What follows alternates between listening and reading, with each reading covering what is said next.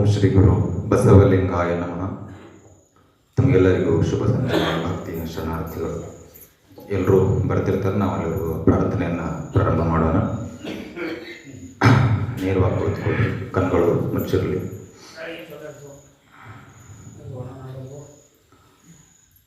ಓಂ ಶ್ರೀ ಗುರು ಬಸವಲಿಂಗಾಯ ನಮಃ.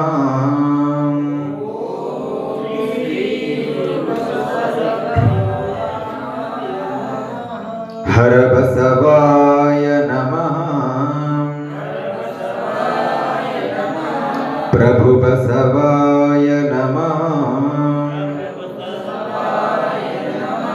ಗುರು ಬಸವಾಯ ನಮಃ.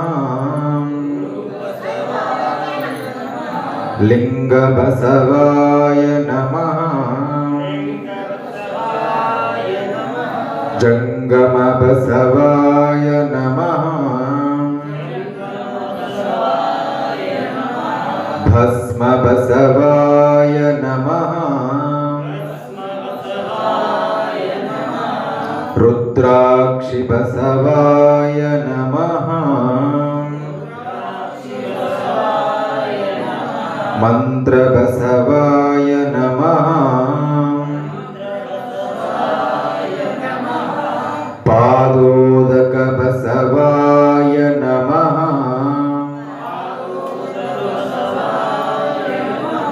ಪ್ರಸಾದ ಬಸವಾಯ ನಮಃ. ಚಿನ್ನಿಧಿ ಬಸವಾಯ ನಮಃ. ಚಿನ್ನಾದ ಬಸವಾಯ ನಮಃ. ಚಿತ್ಬಿಂದು ಬಸವಾಯ ನಮಃ. ಚಿತ್ಕಲೆ ಬಸವಾಯ ನಮಃ. ಚಿದಂಗ ಬಸವಾಯ ನಮಃ.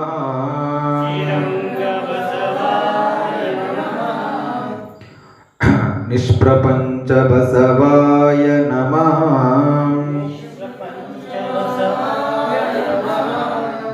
ನಿರಂಜನ ಬಸವಾಯ ನಮಃ. ನಿರ್ಗುಣ ಬಸವಾಯ ನಮಃ. ನಿತ್ಯತೃಪ್ತ ಬಸವಾಯ ನಮಃ. ಅಕಾರ ಬಸವಾಯ ನಮಃ. ಉಕಾರ ಬಸವಾಯ ನಮಃ. ಮಕಾರ ಬಸವಾಯ ನಮಃ.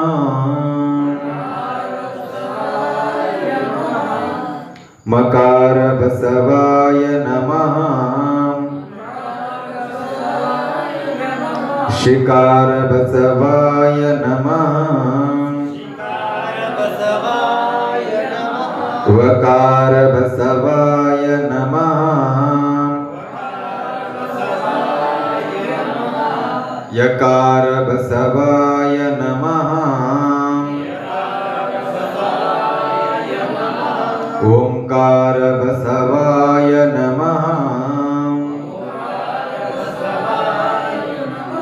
ಸಂಗಮೇಶ್ವರ ಬಸವಾಯ ನಮಃ. ಪ್ರತ್ಯಕ್ಷ ಕಪಿಲ ಸಿದ್ಧ ಮಲ್ಲಿಕಾರ್ಜುನ ಬಸವಾಯ ನಮೋ ನಮಃ.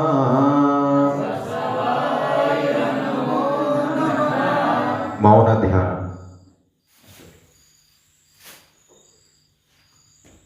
ಬೆನ್ನು ನೇರವಾಗಿರಲಿ, ಕಣ್ಗಳು ಮುಚ್ಚಿರಲಿ, ತುಟಿಗಳು ಮುಚ್ಚಿರಲಿ. 2 ನಿಮಿಷ ಮೌನ ಧ್ಯಾನ ಮಾಡೋಣ.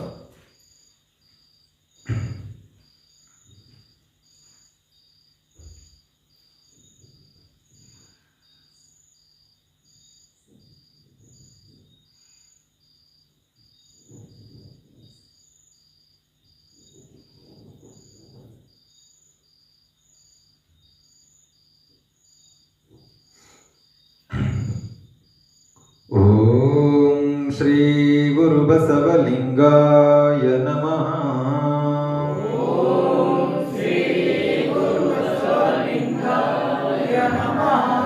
ಎರಡೂ ಕೈಗಳನ್ನು ಜೋರಾಗಿ ಉಜ್ಜಿ ಕೈಗಳ ಮೇಲೆ ಮೆತ್ತನೆಯ ಸ್ಪರ್ಶವನ್ನು ಕೊಡಿ. ಓಂ ಶ್ರೀ ಗುರು ಬಸವಲಿಂಗಾಯ ನಮಃ. ಬ ಎಂಬಲ್ಲಿ ಎನ್ನ ಬವಹರಿಯಿತ್ತು, ಸ ಎಂಬಲ್ಲಿ ಸರ್ವಜ್ಞಾನಿ ನಾನಾದಿನಯ್ಯ, ವ ಎಂದು ವಚಿಸುವಡೆ ವಸ್ತು ಚೈತನ್ಯಾತ್ಮಕ ನಾನಾದೆನು. ಇಂತೆ ಬಸವಾಕ್ಷರತ್ರಯವೆನ್ನ ಸರ್ವಾಂಗದಲ್ಲಿ ತೊಳಗಿ ಬೆಳಗುವ ಭೇದವನ್ನರಿತು, ಆನೋ ನೀನು ಬಸವ ಬಸವ ಎನ್ನುತ್ತಿರುತ್ತವಯ್ಯ ಗುಹೇಶ್ವರ. ಪ್ರಥಮದಲ್ಲಿ ಸದಾ ಸ್ಮರಣೆಗೆ ಅರ್ಹರಾಗಿರುವಂತಹ ಜಗಜ್ಯೋತಿ ವಿಶ್ವಗುರು ಭಕ್ತಿ ಭಂಡಾರಿ ಸ್ತ್ರೀಕುಲೋದ್ಧಾರಕ ಸಾಂಸ್ಕೃತಿಕ ನಾಯಕ, ಅಸಮಾನತೆಯ ಅಡ್ಡುಗೋಡೆಯನ್ನು ನಡೆದು ಸಮಾನತೆಯ ಬೀಜವನ್ನು ಬಿತ್ತಿ ವಚನಾಮೃತ ಫಲವನ್ನು ಬೆಳೆದುಕೊಟ್ಟು ಹೋಗಿರುವಂತಹ ವಿಶ್ವಗುರು ಬಸವಣ್ಣನವರನ್ನ ಹೃನ್ಮಂದಿರದಲ್ಲಿ ಸ್ಮರಿಸಿಕೊಂಡು, ಹಾಗೆಯೇ ಆ ಬಸವ ಬೆಳಗಿನಲ್ಲಿ ಬೆಳಗಿ ಹೋಗಿರುವಂತಹ 770 ಅಮರಗಣಗಳನ್ನು ವಿಶ್ವದ ಎಲ್ಲ ದಾರ್ಶನಿಕರನ್ನ ಹೃನ್ಮಂದಿರದಲ್ಲಿ ಸ್ಮರಿಸಿಕೊಂಡು, ಈ ಕ್ಷೇತ್ರವನ್ನು ಪಾವನ ಮಾಡಿದಂತಹ ಪಾವನ ಮೂರ್ತಿಗಳಾಗಿರುವಂತಹ ಪರಮ ಪೂಜನೀಯ ಭದ್ರೈ ಸ್ವಾಮಿಗಳವರ ಪವಿತ್ರ ಕರ್ತೃಗದ್ದುಜಿಗೆ ದೀರ್ಘದಂಡ ಪ್ರಣಾಮಗಳನ್ನು ಸಲ್ಲಿಸಿ, ಈ ಕಲ್ಯಾಣ ನಾಡಿನ ಕೀರ್ತಿ ಕಳಶ ಮಧ್ಯನಲಿಂಗ ಚಕ್ರವರ್ತಿ ಡಾಕ್ಟರ್ ಚನ್ನಬಸವ ಪಟ್ಟತ್ತೇವರ ಕರ್ತೃಗದ್ದುಜಿಗೆ ದೀರ್ಘದಂಡ ಪ್ರಣಾಮಗಳನ್ನು ಸಲ್ಲಿಸಿ, ಎನ್ನ ಅಂತರಂಗದ ಅರಿವಿನ ಗುರು ಸದ್ಗುರು ಮಾತೃ ಹೃದಯಗಳ ಪರಮ ಪೂಜ್ಯರ ಪವಿತ್ರ ಪಾದಗಳನ್ನು ಹೃದಯ ಕಮಲದಲ್ಲಿ ಸ್ಥಾಪಿಸಿಕೊಂಡು ನೊಸಲಿಗೆ ಒತ್ತಿಕೊಂಡು ಶಿರದ ಮೇಲೆ ಹೊತ್ತುಕೊಂಡು ಪರಮ ಪೂಜ್ಯರ ದಿವ್ಯ ಸಂಪ್ರೇರಣೆ ಆಶೀರ್ವಾದಗಳನ್ನು ಪಡೆಯುತ್ತಾ,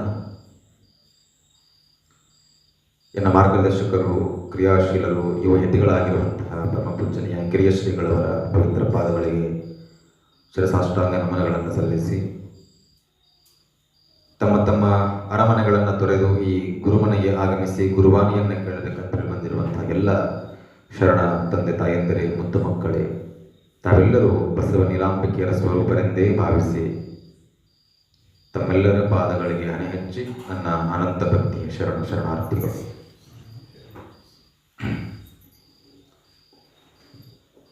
ಈ ಶರಣರ ದಿವ್ಯ ಚರಿತ್ರೆಯನ್ನು ಆಲಿಸುವಂತಹ ಅದ್ಭುತ ಪ್ರವಚನ ಮಾಲಿಕೆಯ 26ನೆಯ ದಿವಸದಲ್ಲಿ ಇವತ್ತು ನಾವಿದ್ದೇವೆ. ನಿನ್ನೆ ದಿವಸ ಬಸವಣ್ಣವರ ಜೀವನ ಚರಿತ್ರೆಯನ್ನು ಸಂಕ್ಷಿಪ್ತವಾಗಿ ತಿಳ್ಕೊಂಡ್ವಿ.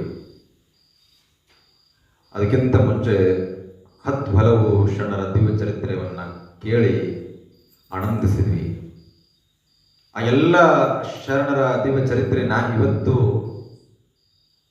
800 ವರ್ಷಗಳ ಹಿಂದೆ ಆಗಿ ಹೋಗಿದಂಥ ಶರಣರ ಚರಿತ್ರೆಯನ್ನು ನಾವು ಇವತ್ತು ಕೇಳ್ತಾ ಇದ್ದೀವಿ, ನೋಡ್ತಾ ಇದ್ದೀವಿ, ಅವ್ರ ಬಗ್ಗೆ ಮಾತಾಡ್ತಾ ಇದ್ದೀವಿ ಅಂತಂದರೆ ಅದಕ್ಕೆ ಕಾರಣೀಕರ್ತ ಅಪ್ಪ ಬಸವಣ್ಣ. ಅಂತಹ ಅಪ್ಪ ಬಸವಣ್ಣವರ ದಿವ್ಯ ಚರಿತ್ರೆಯನ್ನು ನಿನ್ನೆ ನೀವು ಅವರ ಹುಟ್ಟು ಮತ್ತು ಅವರ ಲಿಂಗೈಕ್ಯವನ್ನು ಸಂಕ್ಷಿಪ್ತವಾಗಿ ನೋಡ್ಕೊಂಡಿದ್ದೀವಿ. ಇವತ್ತು ಯಾಕೆ ಬಸವಣ್ಣ ಅಷ್ಟು ಪ್ರಸ್ತುತ, ಯಾಕೆ ಬಸವಣ್ಣನವರನ್ನ 800 ವರ್ಷಗಳಾದರೂ ಕೂಡ ಜನ ಹೊತ್ತಿ ಮೆರೆಸ್ತಾರ, ಅವ್ರನ್ನ ನೆನೆಸ್ತಾರ, ಇವತ್ತು ಜಗತ್ತಿನ ತುಂಬ ಬಸವಣ್ಣವರ ವಿಚಾರಗಳನ್ನು ಚಿಂತನೆ ಮಾಡ್ತಾರ. ಯಾಕೆ ಬಸವಣ್ಣ ಅಂದ್ರೆ ಅಷ್ಟು ಜನಮಾನಸಕ್ಕೆ ಜನಪದರ ಜೀವನಾಡಿಯಾಗಿ ಜನರ ಮನಸ್ಸಿನೊಳಗೆ ಬಸವಣ್ಣ ಹೊಕ್ಕರು, ಯಾಕೆ, ಏನು ಕಾರ್ಯಗಳನ್ನು ಬಸವಣ್ಣ ಮಾಡಿದ್ರು ಅಂತ ಹೇಳಿ ಒಂದಷ್ಟು ನೋಡೋಣ. ಇವತ್ತು ಬಸವಣ್ಣವರ ಚರಿತ್ರೆ ಆದಮೇಲೆ ನಾಳೆ ಈ ಸಮಾರೋಪ ಸಮಾರಂಭ, ಅದರಲ್ಲಿ ಕಲ್ಯಾಣ ಕ್ರಾಂತಿ ಯಾಕಾಯಿತು, ಹೇಗಾಯಿತು, ಆ ಕ್ರಾಂತಿ ಆದಮೇಲೆ ನಂತರ ಶರಣರು ತೆಗೆದುಕೊಂಡಂಥ ನಿಲುವುಗಳೇನು, ವಚನ ಸಾಹಿತ್ಯವನ್ನು ರಕ್ಷಣೆ ಮಾಡಲಿಕ್ಕೆ ಅವರು ತೆಗೆದುಕೊಂಡಂಥ ಹೆಜ್ಜೆಗಳೇನು, ಅವೆಲ್ಲದರ ಬಗ್ಗೆ ಚರ್ಚೆಯನ್ನು ಮಾಡಿ ಈ 1 ತಿಂಗಳ ಕಾಲ ನಡೆದಂತಹ ಈ ಪ್ರವಚನವನ್ನು ನಾಳೆಗೆ ಸಮಾಪ್ತಿಗೊಳಿಸ್ತಾ ಇದ್ದೀವಿ. ಬಸವಣ್ಣ ವಿಶ್ವಗುರು, ವಿಶ್ವಮಾನವ, ಮಹಾಮಾನವತಾವಾದಿ, ಸ್ತ್ರೀಕುಲೋದ್ಧಾರಕ, ಸ್ತ್ರೀ ಸ್ವತಂತ್ರಕ್ಕೆ ಹೊಸ ಭಾಷ್ಯ ಬರೆದವರು, ಬಹಳಷ್ಟು ಪ್ರಜಾಪ್ರಭುತ್ವದ ಸ್ಥಾಪಕ, ಅನುಭವ ಮಂಟಪದ ಮೂಲಕ ಪ್ರಜಾಪ್ರಭುತ್ವದ ವಿಚಾರಗಳನ್ನು ಜಗತ್ತಿಗೆ ಕೊಟ್ಟವರು ಅಂತ ಹೇಳಿ ಇವತ್ತು ಬಸವಣ್ಣ ವಿಶ್ವ ಮಾನವರಾಗಿದ್ದಾರೆ ಅಂತ ಹೇಳಿ ನಾವೆಲ್ಲ ನೆನೆಸ್ತೀವಿ. ಬಸವಣ್ಣನವರ ಹುಟ್ಟೆ ಈ ಜಗತ್ತಿಗೆ ಒಂದು ಬೆಳಕನ್ನು ತಂದು ಕೊಟ್ಟಿತ್ತು. ಬಸವಣ್ಣನವರ ಹುಟ್ಟು ಈ ಬೆಂದವರ ಬಾಳೆ ಒಂದು ಬೆಳಕಾಗಿತ್ತು. ಆಕಾಶದ ಕಾರ್ತಿಕದ ಕತ್ತಲೆಯಲ್ಲಿ ಆಕಾಶ ದೀಪವಾಗಿ ನೀ ಬಂದೆ, ಬಟ್ಟೆಗಟ್ಟವರಿಗೆ ಒಂದು ತಂದೆ ದಿಕ್ಕಾಗಿ. 8 ಶತಮಾನಗಳ ಹಿಂದೆ ಅಗ್ನಿ ಖಡ್ಗವನಾಂತು, ಹೇ ತೀರಾವತಾರ ದೇವದಯ ಒಂದೇ ಶ್ರೀ ಗುರು ಬಸವೇಶ್ವರ. ಈ ಅಜ್ಞಾನ, ಅಂಧಕಾರ, ಜಾತಿಯ ತಿಮಿರೊಳಗಡೆ ಬಿದ್ದು ತೊಳಲಾಡುತ್ತಿರುವಂಥ ಸಮಾಜಕ್ಕೆ ಒಬ್ಬ ದಾರ್ಶನಿಕ ಬೇಕಾಗಿತ್ತು, ಮಾರ್ಗದರ್ಶನ ಮಾಡಲಿಕ್ಕೆ ಒಬ್ಬ ಗುರು ಬೇಕಾಗಿತ್ತು. ಆವಾಗ ಭಾರತದಲ್ಲಿ ಯಾರೂ ಇರಲಿಲ್ಲ. ಹಾಗಾಗಿ ಈ ಮರ್ತ್ಯ ಲೋಕದ ಮಹಾಮನೆ, ಈ ಭೂಮಿ ಹಾಳಾಗಿ ಹೋಗಬಾರ್ದು ಅಂತ ಹೇಳಿ ಕರ್ತ ನಟ್ಟಿದನೊಬ್ಬ ಶಿವಶರಣನ. ಈ ಭೂಮಿ, ಈ ಜನ, ಈ ಮರಳು ಮಾನವರು ಅಜ್ಞಾನದಲ್ಲಿ ಬಿದ್ದು, ಅಂಧಕಾರದಲ್ಲಿಯೇ ಬಿದ್ದು, ಬೆಳಕು ಕಾಣದೆ ಕರಾಳ ಕತ್ತಲೆಯನ್ನ ಅನುಭವಿಸಿ ಈ ಮರ್ತ್ಯ ಲೋಕ, ಈ ಭೂಮಿ ಹಾಳಾಗಿ ಹೋಗಬಾರ್ದು ಅಂತ ಹೇಳಿ ಆ ಭಗವಂತನೇ ಕರ್ತಾರ ಅಂದ್ರೆ ಭಗವಂತ. ಈ ಕಮ್ಮಟವನ್ನ, ಈ ಭೂಮಿ ಅನ್ನುವಂತಹ ಕಮ್ಮಟವನ್ನು ಸೃಷ್ಟಿ ಮಾಡಿದಂತಹ ಕರ್ತಾರ ಭಗವಂತ ಕರ್ತ ನಟ್ಟಿದನೊಬ್ಬ ಶಿವಶರಣ, ಬಸವಣ್ಣ ಅನ್ನುವಂಥ ಶಿವಶರಣ. ಏನು ಮಾಡಿದ್ರು ಬಸವಣ್ಣ ಭೂಮಿಗೆ ಬಂದು? ಬಸವಣ್ಣ ಭೂಮಿಗೆ ಬಂದಿದ್ದು ಮಣ್ಣಿಗಾಗಿಯೋ, ಹೆಣ್ಣಿಗಾಗಿಯೋ, ಹೊನ್ನಿಗಾಗಿಯೋ ಅಲ್ಲಲ್ಲ, ಬಿದ್ದವರನ್ನ ಎತ್ತಲಿಕ್ಕಾಗಿ ಬಸವಣ್ಣ ಬಂದದ್ದು. ಬಸವಣ್ಣೆಂದರೆ ಯಾರು? ಬಿಜ್ಜಳನ ಕರಣಿ ಕಣೆ? ಅಲ್ಲಲ್ಲ, ಬಿದ್ದವರನ್ನ ಎತ್ತಿದ ಶಿವಯೋಗಿ.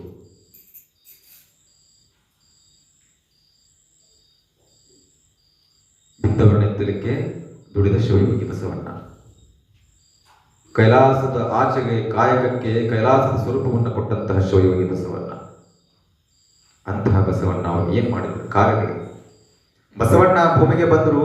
ಈ ಜನಗಳಿಗೆ ಭಕ್ತಿ ಮಾಡ್ಲಿಕ್ಕೆ ಗೊತ್ತಿರಲಿಲ್ಲ, ಭಕ್ತಿಯನ್ನ ಹೇಗೆ ಮಾಡ್ಬೇಕಂತ ಗೊತ್ತಿರಲಿಲ್ಲ. ಅಜ್ಞಾನದಲ್ಲಿ ಮುಳುಗಿ ಹೆರಲ್ಪಟ್ಟ ನಂಬಿಕೆಯು ತಮ್ಮ ಆಸೆಗಳನ್ನು ತೀರಿಸಿಕೊಳ್ಳಿಕ್ಕೆ ಭಗವಂತನಲ್ಲಿ ಪರಿಪರಿಯಾಗಿ ಬೇಡಿಕೊಳ್ಳುವಂತಹ ಭಕ್ತಿಯು ಅದೇ ಭಕ್ತಿ ಅನಿಸ್ಕೊಂಡಿತ್ತು. ನಿಸ್ವಾರ್ಥ ಭಕ್ತಿ, ನಿಷ್ಕಾಮ ಭಕ್ತಿ ಅನ್ನೋದು ಗೊತ್ತಿರಲಿಲ್ಲ. ಬಸವಣ್ಣ ಬಂದು ಭಕ್ತಿಯನ್ನು ಹೇಗೆ ಮಾಡ್ಬೇಕಂತ ಕಲಿಸ್ಕೊಟ್ರು. ಭಕ್ತಿ ಸಾಮ್ರಾಜ್ಯವನ್ನೇ ಕಟ್ಟಿದರು. ಬಸವಣ್ಣ ಬಂದು ನಮಗೆ ಹೆಂಗೆ ಉಡಬೇಕಂತ ಗೊತ್ತಿರಲಿಲ್ಲ, ಹೆಂಗೆ ಉಣಬೇಕಂತ ಗೊತ್ತಿರಲಿಲ್ಲ, ಹೆಂಗೆ ನಡೆನುಡಿಗಳು ಶುದ್ಧವಾಗಿರ್ಬೇಕಂತ ಗೊತ್ತಿರಲಿಲ್ಲ, ನಡೆನುಡಿ ಒಂದಾಗಿ ಬದುಕಬೇಕಂತ ಗೊತ್ತಿರಲಿಲ್ಲ. ಎಲ್ಲವನ್ನ ಬಸವಣ್ಣ ಬಂದು ನಮಗೆ ಕಲಿಸಿದರು. ಬಸವಣ್ಣ ಭೂಮಿಗೆ ಬಂದರು. ಭೂಮಿಯಲ್ಲಿ ಈ ಭಾರತ ದೇಶದಲ್ಲಿ ಅಜ್ಞಾನ ಅನ್ನುವಂತಹ ಅಂಧಕಾರ ಏನು ಆವರಿಸಿದ್ದಲ್ಲ, ಅದರಲ್ಲಿ ಸುಜ್ಞಾನ ಅನ್ನುವಂಥ ಜ್ಯೋತಿಯನ್ನು ಹೊತ್ತು ಬಸವಣ್ಣ ಬಂದರು. ಏನು ಮಾಡಿದ್ರು ಬಸವಣ್ಣ ಬಂದು?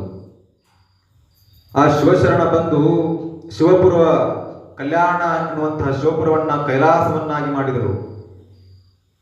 ರುದ್ರಗಣ, ಪ್ರಮಥಗಣಗಳನ್ನುವಂತಹ 770 ಜನ ಶರಣರನ್ನ ಸೃಷ್ಟಿ ಮಾಡಿದರು. ಅನುಭವ ಮಂಟಪ ಅನ್ನುವಂತಹ ಅನುಭವ ಸದನವನ್ನ ಕಟ್ಟಿದರು. ಅಗಣಿತ ಗಣಗಳನ್ನೆಲ್ಲ ಹಿಡಿದಂದು ಅಮರಗಣಗಳು ಅನ್ನುವಂತಹ ಹೆಸರನ್ನ ಕೊಟ್ಟರು. ಜಗತ್ತಿನ ತುಂಬೆಲ್ಲ ಶಿವಾಚಾರ ಧ್ವಜವನ್ನ ಎತ್ತಿ ಹಿಡಿದರು. ಮರ್ತ್ಯ ಲೋಕಕ್ಕೆ ಮತ್ತು ಶಿವಲೋಕಕ್ಕೆ ಮೆಚ್ಚುನಿಕೆಯಾದರು.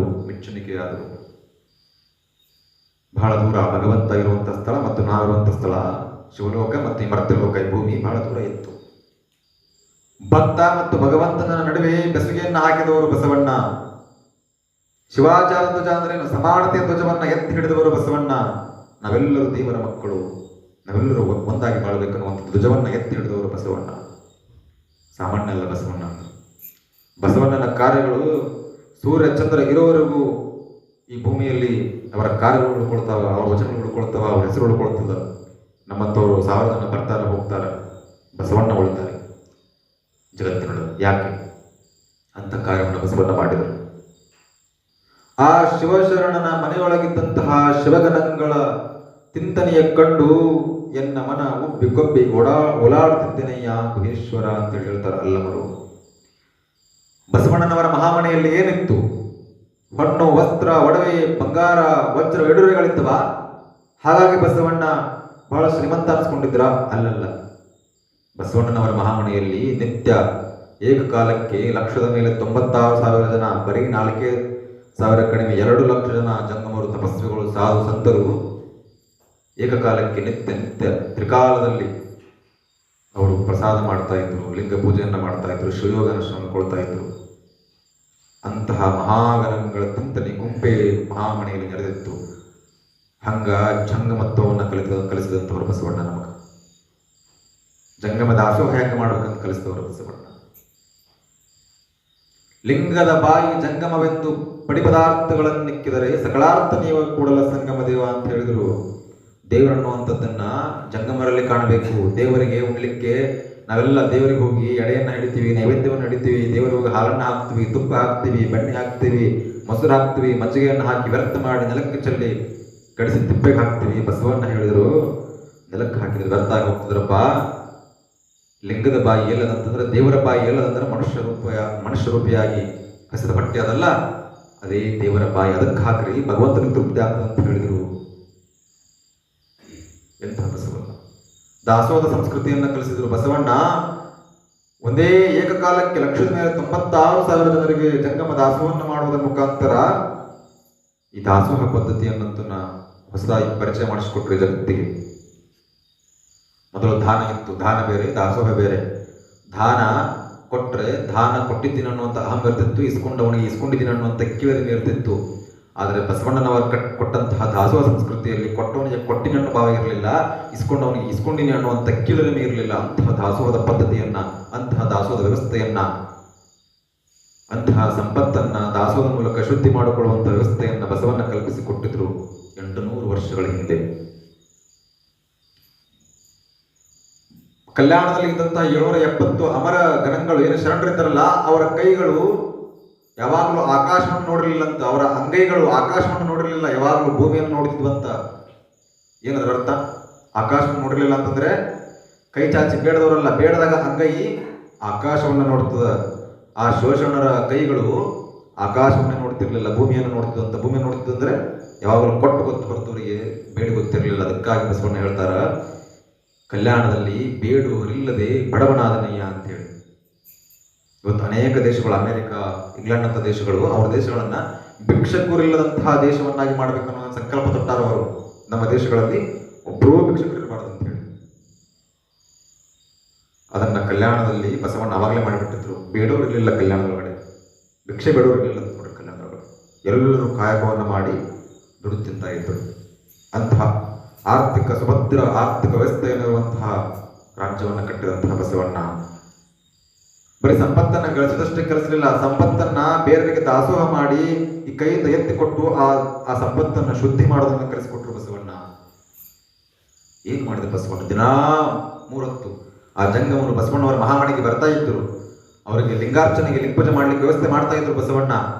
ಅವರಿಗೆ ಪೂಜಾ ಮುಗಿದ ನಂತರ ಅವರ ಮುಂದೆ ತಗೊಂಡ್ಬಂದು ನೈವೇದ್ಯ ಎಡೆಯನ್ನು ಮಾಡ್ತಾ ಇದ್ರು, ಪ್ರಸಾದವನ್ನು ಇಡ್ತಾ ಇದ್ರು. ಪ್ರಸಾದವನ್ನು ಇಟ್ಟು ಅವರಿಗೆ ಸಾಷ್ಟಾಂಗ ಹಾಕಿ ಅವರಿಗೆ ನೈವೇದ್ಯವನ್ನ ಸ್ವೀಕಾರ ಮಾಡ್ರಂತೇಳಿ ಭಕ್ತಿಯಿಂದ ಕೇಳಿಕೊಂಡು ಜಂಗಮ ದಾಸವನ್ನು ಮಾಡ್ತಾ ಇದ್ರು. ಅದೇ ಪದ್ಧತಿ ಇನ್ನೂ ಕೂಡ ಅದಲ್ಲ ನಮ್ಮ ಮನೆಯಲ್ಲಿ.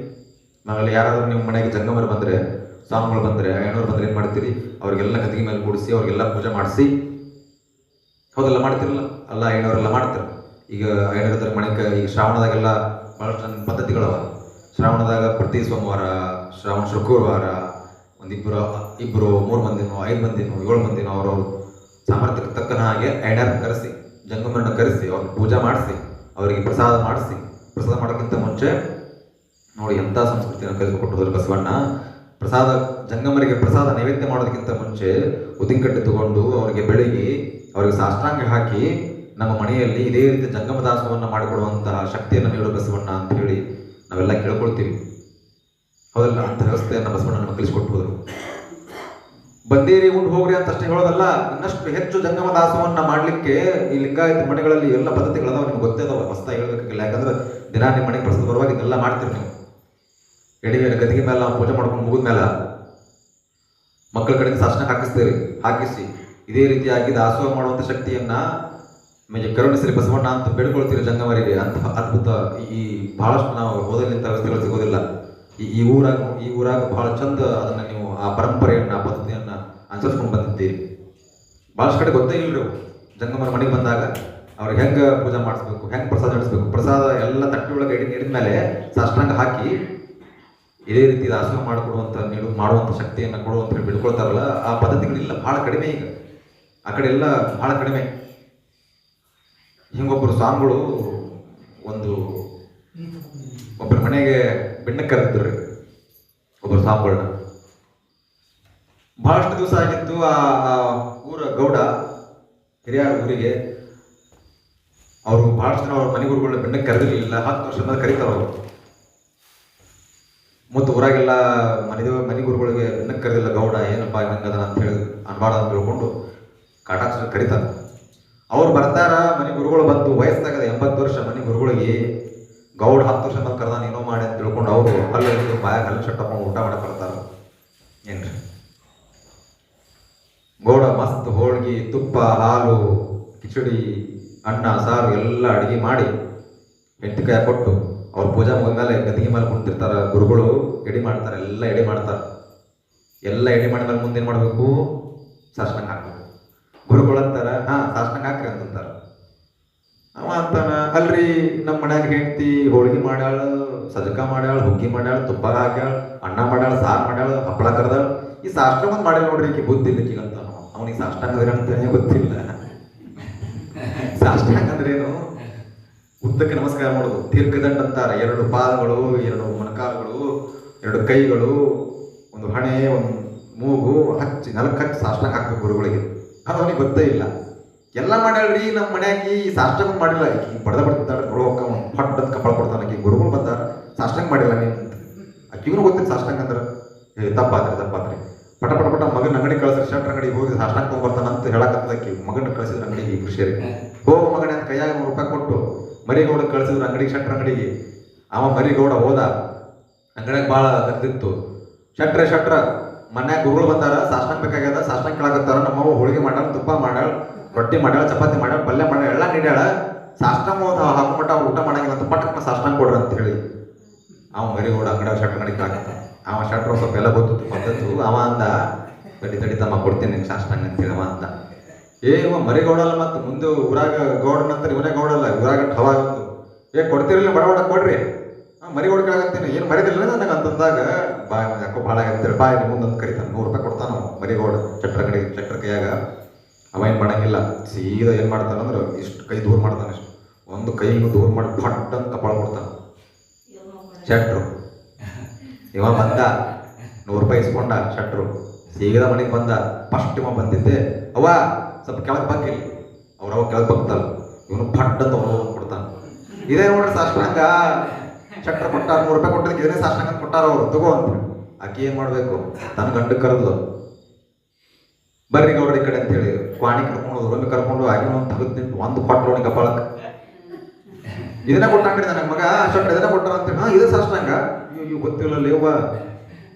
ಇವ ಏನ್ ಮಾಡ್ಬೇಕು? ಮತ್ತೆ ಗೌಡ ಹೋಗಿ ಕೊಡ್ಬೇಕಿಲ್ಲ. ಹೋದ, ಜಗಲಿ ಮುಂದೆ ಹೋದ. ಪೂಜಾ ಗುರುಗಳು ಗತಿ ಮಾಡಿ ಕುಂತಿದ್ರು. ಗುರುಗಳ ನೆಟ್ಟು ಕುಂದ್ರಿ. ಅವ್ರು ನೆಟ್ಟು ಕುಂತರು.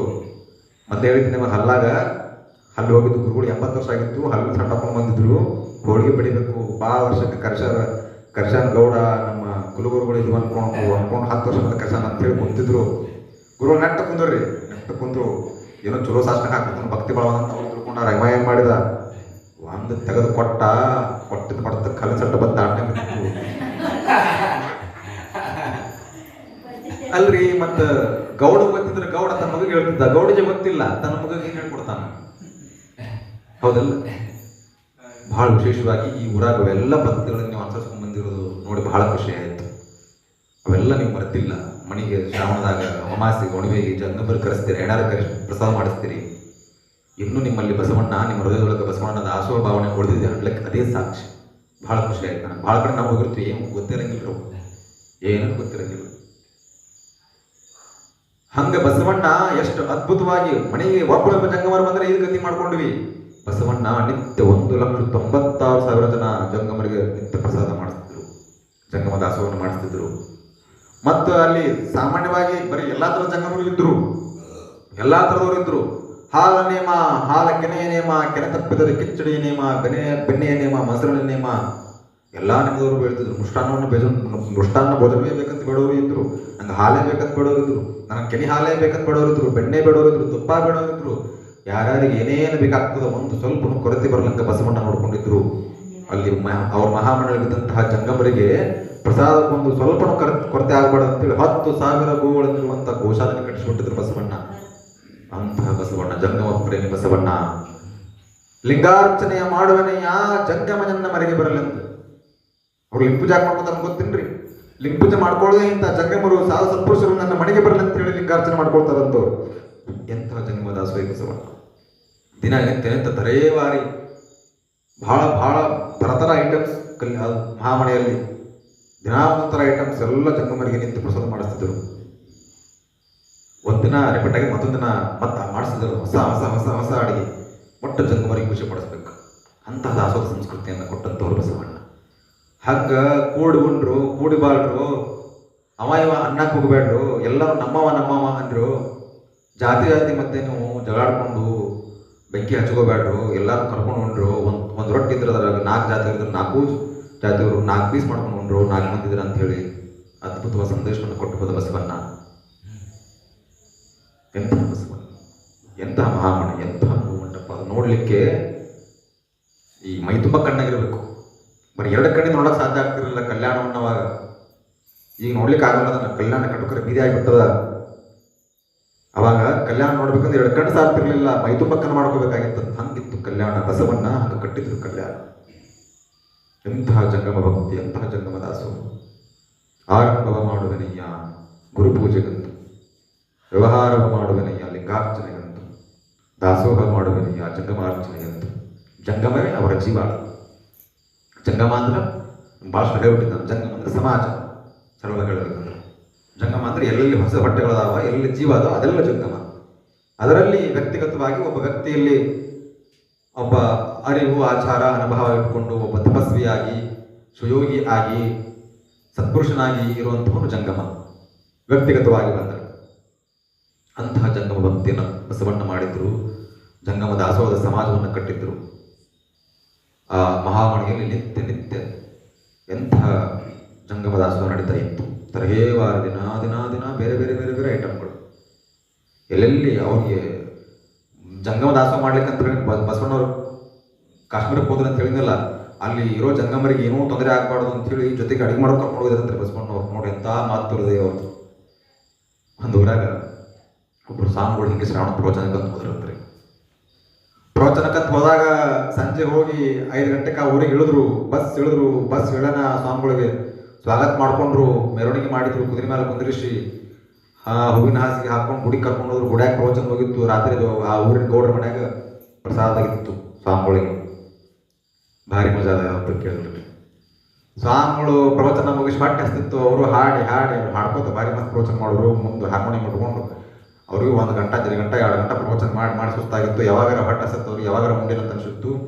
ಗೌಡ್ರ ಮನೆಗೆ ಹೋಗಿ ಬಡ ಸ್ನಾನ ಮಾಡ್ಕೊಂಡು ಪೂಜೆ ಮಾಡ್ಕೊಂಡು ಗದಿಗೆ ಮಾಡ್ಕೊಂಡು ಉಣ್ಣಕ್ಕೆ ಚಲೋ ಮಾಡಿದ್ರು. ಉಂಡ್ರು, ಬಟ್ ತುಂಬ ಉಂಡ್ರು. ಒಬ್ಬ ಕಾಯಿ ಬಂದು ಆ ಮನ್ಯಾಗ ಗೌಡಜ್ಜನ ಹೆಂಡತಿ ಆಯಿ ಬಂದು, ಯಪ್ಪ ಹೆಂಗಾಗ ಗಾಡಿ ಎಲ್ಲ ಭಾಳ ಚಲಾಗಿದೆ, ಎಲ್ಲ ಭಾಳ ಚಲಾಗತ್ತಂದ್ರು ಸ್ವಾಮಿಗಳು. ಅದರಾಗ ಏನು ಹಿಡಿಸ್ತು ನಿಮಗೆ? ಎಲ್ಲ ಭಾಳ ಚಲೋ, ಎಲ್ಲ ಹಿಡಿಸೋದ. ಅದರಾಗ ಏನು ಹಿಡಿಸ್ತು ಹೇಳ್ರಪ್ಪ? ಇದ್ರಾಗ ಪುಂಡಿ ಪಲ್ಯ ಭಾಳ ಹಿಡಿಸ್ತೇವ ನನಗೆ, ಪುಂಡಿ ಪಲ್ಯ ಭಾಳ ಚಲೋ ಆಗಿತ್ತು ಅಂತ. ಆತಪ್ಪ ಅಂತ ಅಷ್ಟಕ್ಕೆ ಸುಮ್ಮನೆ ಆಗ್ಬೇಕಿಲ್ರಿ ಅಜ್ಜಿಗೆ.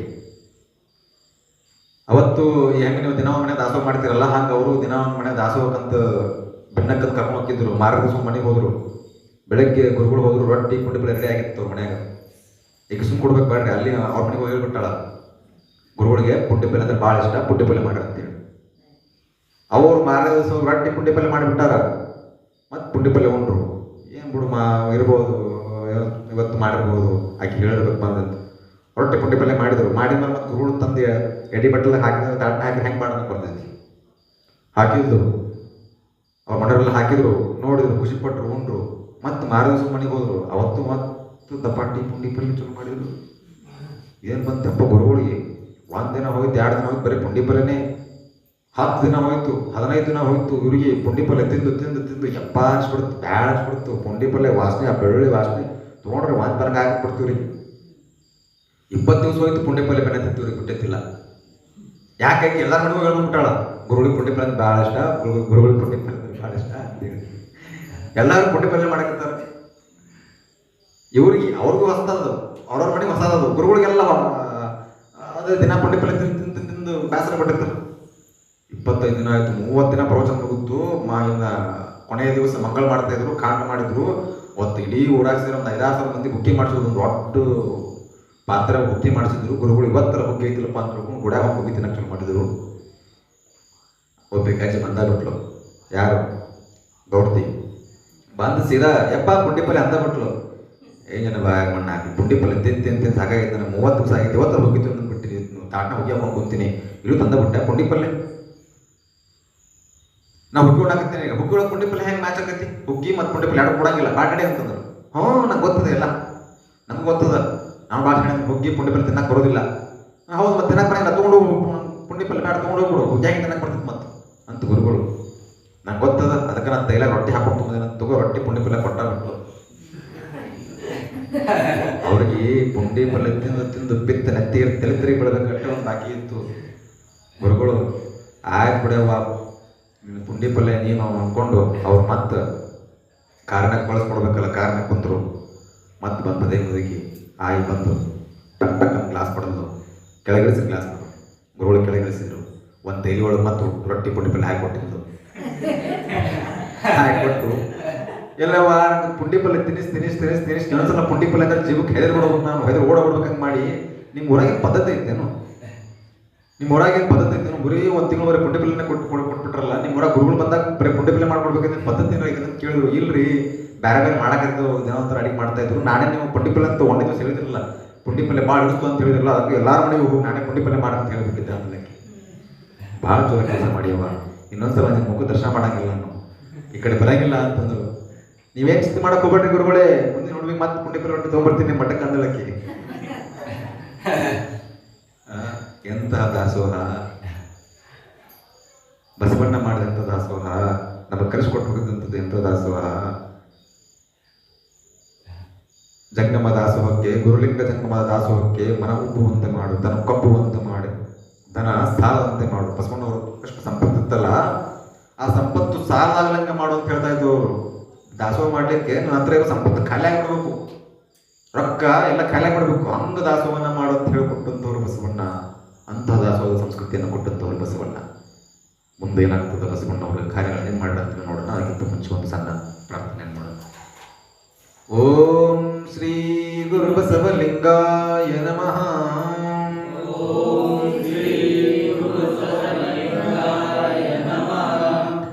ಶಿವ ಶಿವ ಶಿವ ಶಿವ ಶಿವ ಶಿವ ಎಂದೊಮ್ಮೆ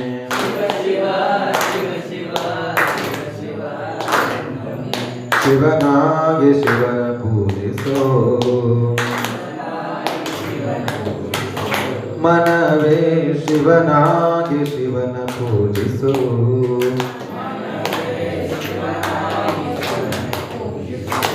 ಹರ ಹರ ಹರ ಹರ ಹರ ಹರ ಎಂದೊಮ್ಮೆ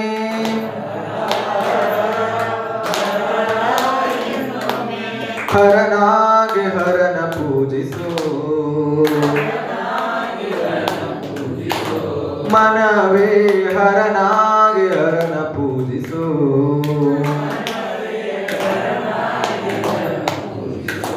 ಲಿಂಗವೇ ಲಿಂಗವೇ ಲಿಂಗವೇ ಎಂದೊಮ್ಮೆ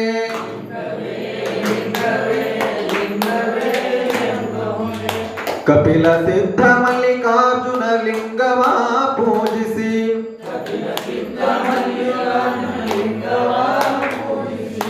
ಲಿಂಗವಾಗುಮನವೇ ಲಿಂಗವಾಗುಮನವೇ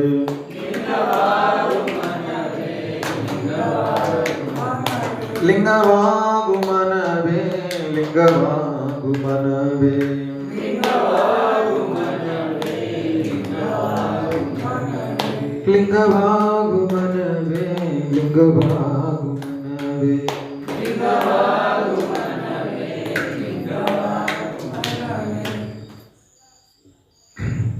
ಇಂತಹ ಅದ್ಭುತ ಕೆಲಸವನ್ನು ಮಾಡಿದಂಥವರು ಬಸವಣ್ಣ. ವಿಶ್ವದ ಯಾವುದೇ ದಾರ್ಶನಿಕನನ್ನು ನೀವು ತೆಗೆದುಕೊಳ್ಳ್ರಿ, ವಿಶ್ವದ ಯಾವುದೇ ಮಹಾತ್ಮನನ್ನು ನೀವು ತೆಗೆದುಕೊಳ್ಳ್ರಿ, ಯಾವುದೇ ಧರ್ಮದ ಧರ್ಮಗುರುಗಳನ್ನು ನೀವು ತೆಗೆದುಕೊಳ್ಳ್ರಿ, ಬಸವಣ್ಣನವರ ಸಮಾನಕ್ಕೆ ಯಾರೂ ಬರೋದಿಲ್ಲ. ಒಂದು ನೆನಪಿಟ್ಕೊಂಡ್ಬಿಟ್ರಿ. ತಿಳುವಳಕ ಬುದ್ಧ ಬಂದ, ಮನೆಯನ್ನು ತೊರೆದ, ಹೆಣ್ಣು ಮಕ್ಕಳನ್ನು ಬಿಟ್ಟ, ಅವ ಧರ್ಮವನ್ನು ಕಟ್ಟಿದ. ಆ ಧರ್ಮವನ್ನು ಕಟ್ಟದಾಗ ಒಂದು ಧರ್ಮಕ್ಕೆ ಅನುಯಾಯಿಗಳಾಗಿ ಬರೀ 7 ಮಂದಿ ಅವನ ಶಿಷ್ಯರು. ಬರೀ 7 ಮಂದಿ ಬುದ್ಧನ ಮಾತನ್ನ ಕೇಳಿದ್ದು. ಬುದ್ಧ ಅವನ ಜೊತೆಗಿದ್ದು ಬರೀ 7 ಜನ ಶಿಷ್ಯರು. ಆ ಶಿಷ್ಯರಿಂದ ಆ ಧರ್ಮ ಇವತ್ತು ದೊಡ್ಡದಾಗಿ ಬೆಳೆದು ಜಗತ್ತಿನ ಅತಿ ಹೆಚ್ಚು ಜನಸಂಖ್ಯೆ ಇರುವಂತಹ ಧರ್ಮದಲ್ಲಿ ಒಂದು ಅನಿಸ್ಕೊಂಡಿದೆ. ಮಹಾವೀರ ಬಂದ 24 ತೀರ್ಥಂಕರಗಳಲ್ಲಿ ಸಾಧ್ಯವಾಗದಿರುವುದನ್ನು ಮಹಾವೀರ ಒಂದಷ್ಟು ಜನ ನಿಯಮಿತ ಸಂಖ್ಯೆಯಲ್ಲಿ ಇಟ್ಟುಕೊಂಡು ಅವರ ಶಿಷ್ಯರಿಗೆ ಬೋಧನೆಯನ್ನು ಮಾಡಿದ. ಆ ಧರ್ಮನು ಇವತ್ತು ಆದಷ್ಟು ಎಷ್ಟೋ ಅನ್ಯಾಯಗಳಿದ್ದಾರೆ, ಅವರು ಧರ್ಮನಿಷ್ಠರಾಗಿದ್ದಾರೆ. ಆದರೆ ಬಸವಣ್ಣ ಎಂತಹ ಎಲ್ಲ ಧರ್ಮಗಳಿಗೆ ಒಬ್ಬೊಬ್ಬರೇ ಧರ್ಮಗುರುಗಳು. ಬುದ್ಧರಿಗೆ ಬೌದ್ಧ ಒಬ್ಬನೇ, ಜೈನರಿಗೆ ಮಹಾವೀರ ಒಬ್ಬನೇ, ಸಿಖ್ಖರಿಗೆ ಗುರುನಾನಕ್ ಒಬ್ಬರೇ. ಆದರೆ ಬಸವಣ್ಣ ನಾನೊಬ್ಬನೇ ಕಟ್ಟಲಿಲ್ಲ ಈ ಧರ್ಮವನ್ನು, ನಾನೊಬ್ಬನಿಂದ ಸ್ಥಾಪಿತ ಆಗಿದೆ ಅಂತ ಹೇಳಿಕೊಳ್ಳಿಲ್ಲ. ಜೊತೆಗೆ 770 ಅಮರಗಣಗಳಿಂದ ಈ ಧರ್ಮ ಸ್ಥಾಪನೆ ಆಯಿತು, ಅವರಿಂದ ಈ ಧರ್ಮ ಬೆಳೆತು ಅಂತ ಹೇಳಿದ್ರು. ಬಸವಣ್ಣ ಬರೀ ಸುಮ್ಮನೆ ಬಸವಣ್ಣ ಆಗಲಿಲ್ಲ. ಬಸವಣ್ಣ ತನ್ನ ಸಂಪರ್ಕಕ್ಕೆ ಬಂದಂತಹ ಎಲ್ಲ ಶಿವಶರಣರನ್ನ ಬಸವಣ್ಣ ಸ್ವರೂಪನಾಗಿ ಮಾಡಿಬಿಟ್ಟಿದ್ರು ಅವರು. ನಿಮಗೆ ಇದು ಏನಂತೀರಿ ನೀವು, ಮ್ಯಾಗ್ನೆಟ್ ಉಕ್ಕು ಗೊತ್ತಾಗ್ತದಲ್ಲ, ಉಕ್ಕು ಅದರ ಸಂಪರ್ಕಕ್ಕೆ ಯಾವುದೇ ಮಣ್ಣಿನ ಕಣಗಳು, ಅದರ ಉಕ್ಕಿನ ಕಣಗಳಿದ್ರೆ ಅದಕ್ಕೆ ಬಂದ್ರೆ ಅದು ಉಕ್ಕಾಗಿಬಿಡ್ತದೆ. ಹಂಗೆ ಕಾಂತೀಯ ಬಲವನ್ನ ಇಟ್ಕೊಂಡಂಥವ್ರು ಬಸವಣ್ಣ ತನ್ನ ತೆಗೆದರನ್ನ ಸೆಳ್ತಾ ಇದ್ರು.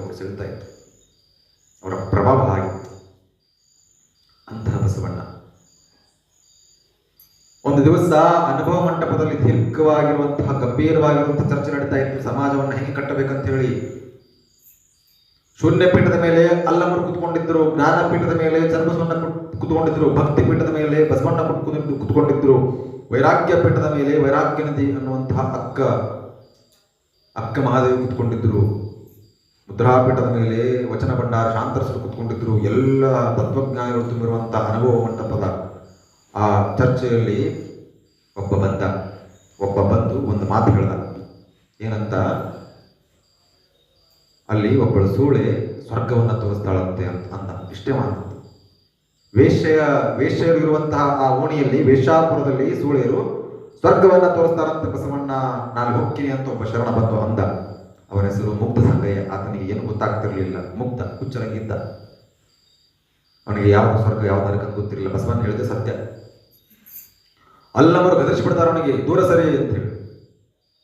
ನೋಡು ಬಸವಣ್ಣ, ನಿನಗೆ ಶರಣರ ಮೇಲೆ ಇದ್ದಂತಹ ಅಪಾರ ಪ್ರೀತಿ, ಆ ಮಾತೃ ವಾತ್ಸಲ್ಯ ಯಾವ ಮಟ್ಟಕ್ಕೆ ತಗೊಂಡು ಬಂದದ, ಇಲ್ಲಿ ಗಂಭೀರ ಚರ್ಚೆ ನಡೆಯಕತ್ತದ. ಅವ ಬಂದು ಸೂರ್ಯ ಸ್ವರ್ಗ ತೋರಿಸಲಂತ ಎಂಥ ತುಚ್ಛ ಪದವನ್ನು ಆಡಿಬಿಟ್ಟ.